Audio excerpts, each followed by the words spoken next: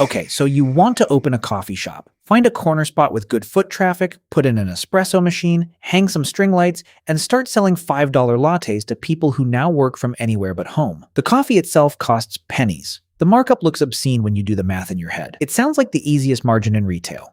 It isn't. The margin you're picturing dies about 4 line items before it reaches you. Let's start with what you think you're selling. You think you're selling coffee. You're not. A pound of beans, brewed out into a few dozen cups, costs you somewhere around $10 to $15 wholesale. What you're actually selling is the seat, the Wi-Fi, the 2 minutes of skilled labor it takes to pull a clean shot, and the rent on the real estate that makes all of it convenient. The coffee is nearly free. Everything wrapped around it is not, and that's the whole business. Start with getting in the door. A small coffee shop with real seating typically runs $80,000 to $400,000 to open, depending on format. A drive-through only shell costs less. A full cafe build-out with plumbing and seating costs more. Equipment alone eats a real chunk of that. A serious espresso machine runs $5,000 to $25,000. Grinders another few thousand. Refrigeration more still. And that number buys you the shop. It doesn't buy you customers. It doesn't buy you a barista who can pull a consistent shot under pressure at 8 a.m. on a Monday.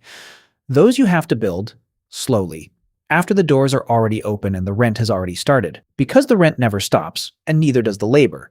And between the two of them, your $5 latte gets carved up before you ever see a nickel of it. Industry benchmarks put product cost, the beans, milk, cups, syrup, at roughly 25% to 35% of revenue. Labor, the largest controllable line, runs another 30% to 35%. Rent, if you've priced it sensibly, should sit under 10% to 15%. Add utilities, insurance, card processing fees on every single transaction, and by the time you're done stacking percentages, the net margin left over is, by the industry's own numbers, somewhere around 2.5% to 6.8% in a typical year.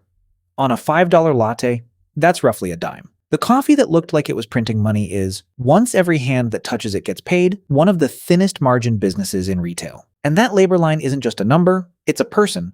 Usually you, standing behind the machine at 5:30 a.m. because the schedule doesn't work if the owner isn't also the opening barista. Coffee shops run on tight, hourly paid crews doing repetitive, skilled work for wages that make turnover constant. You're training someone new every few months, and every new hire means a stretch of slower service and wasted milk while they learn the machine. Push wages up, which minimum wage increases do regularly in most states, and you've just moved your single biggest controllable cost in the wrong direction, with no lever to pull except raising the price of the latte, which is the one thing your customers actually notice. So it's not surprising that roughly 60% of coffee shops close within 5 years.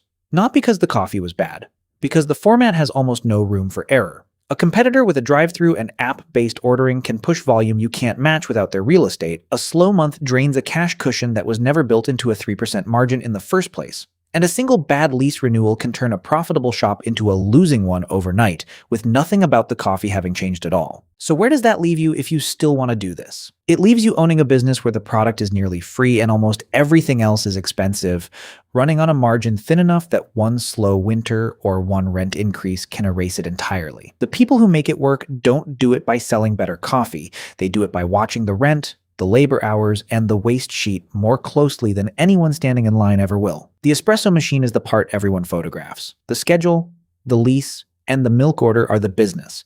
Nobody's paying $5 for that.